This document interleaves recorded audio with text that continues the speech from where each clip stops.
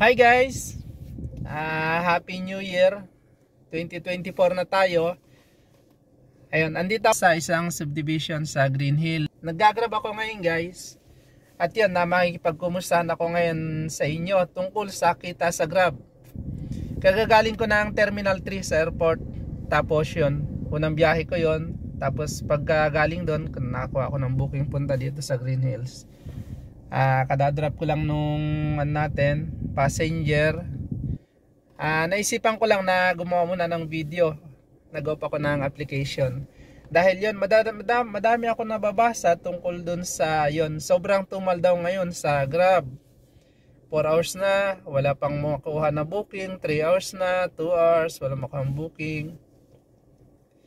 Ayun. Sa totoo lang guys, hindi ko naman masyadong maramdaman sa akin na sobrang hina. Medyo humina kumpara dun sa December. Kasi malakas talaga yung December. Talagang halos walang hinto yung booking nun. Dahil given naman yun na tuwing December malakas ang booking. Dahil malakas ang negosyo. Tapos madaming pera yung tao. Kaya hindi mo naman maikumpara ng January. Pero i-compare ko yung January sa normal lang na buwan. Kagaya ng May. Hindi naman ibig sabihin na sobrang tumal talaga. Dati noon, naglalamove ako, naramdaman ko yung tumal talaga noon. Kasi yung delivery siguro, dahil delivery, humina ang mga restaurant. Siyempre, yung deliver ng mga restaurant, mga party. Pero sa Grab, tao naman kasi yung kinakarga noon. Kaya yung mga, may empleyado ng restaurant na yon, papasok at papasok pa rin sila. Na siya naman yung sinasakay natin sa Grab.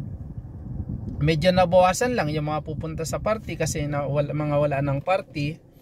Pero yon, kagaya ng sabi ko, mas gusto ko pa nga ngayon guys kasi ngayon yung booking hindi ganun kadami, pero then dumadating yung booking na hindi ganun ka-traffic. Hindi siya sobrang traffic. Hindi kagaya nung December, sobrang dami ng booking pero stuck ka naman sa traffic.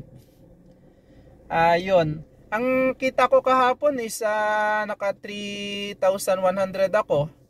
Lumabas ako ng alas 5. Tapos nagpahinga pa ako ng 12 to 2. Nagpark sa Makati kasi ako noon, humina yung booking. Nagpark ako doon, bumayad ako sa pay parking. Midlip muna ako doon. Di 2 hours na sayang sa akin. Pero yun is ano ko naman yun. Dahil puyat ako, wala ko lang tulog.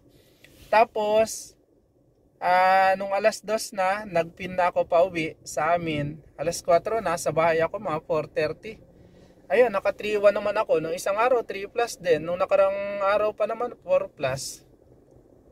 Hindi ko lang maipakita sa inyo guys. Isa yung cellphone na dala ko Ayun, ang ibig ko lang sabihin is hindi naman talaga sobrang tumal. Para sa akin ngayong January.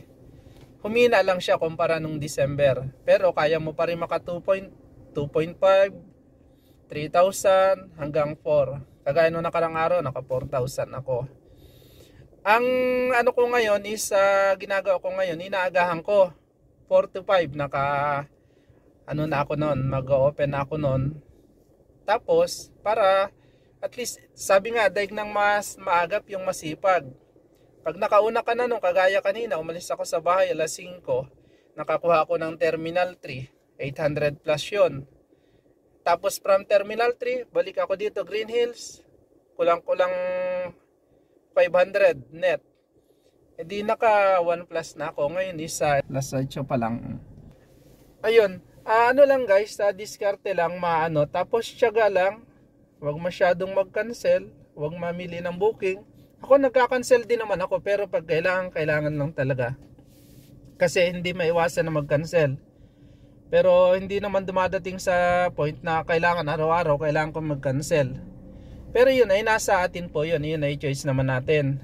May kanya-kanya tayong prepare na biyahe. Yun naman ang prepare ko. Kaya hindi ko alam kung nakakatulong yun. Pero hindi ko masyadong maramdaman yung tumal ng booking talaga. Tapos yun, magro-rolling ka rin. Pag wala dito, di punta ka dun sa alam mo na may chance, mataas yung chance na makakuha ka ng booking. Ayun. okay yung biyahe guys. Na ano ko lang kasi, huwag kayo ma-discourage na yung walang booking. 4 hours na, wala pang booking. Hindi ko talaga maramdaman yun ganon. 3 hours na. Pero huwag ka talagang magi-stuck.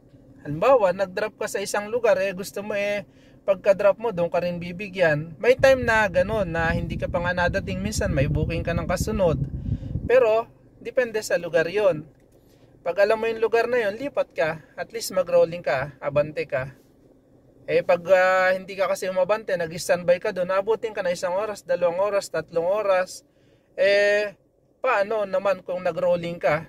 Doon sa umabante ka lang ilang 100 meters, kahit nga 1 kilometer pa, nakakuha ka ng booking doon. Yung pala, pagkakuha mo doon, dire-diretso na. Pag drop mo doon sa isa, mayroon ka na kaagad. Di ba? Yun. Maano nyo rin yan, magagamay nyo rin yan. Basta na talagang diskarte lang at tiyaga lang. Sipag. Kasi yun, ito yung pinili natin trabaho Tapos syempre, ito naman ang gusto naman natin, magkumita. Lubos-lubosin na natin, di ba?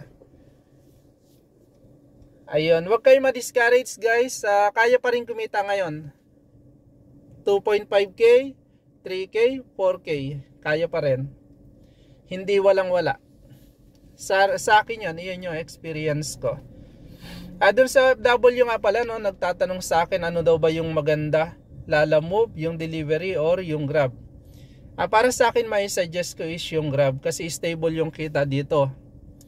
Kagaya ng nasabi ko dati noon, na experience ko nakarang January, Lalamove pa ako, humina talaga yung booking noon, yung mga delivery. Kasi nga, nabawasan yung mga party-party sa mga restaurant, delivery. Pero yung sa tao, dire-diretso pa rin yung pasok ng mga tao, mga empleyado. Hindi ko maramdaman yung yung tumal kagaya nung sa Grab. Ayun lang guys, bye bye. Safe na biyahe palagi sa inyo at tiyaga lang, kayang-kaya. Basta may pangarap, determinasyon, ayun, kayang-kaya. Bye bye.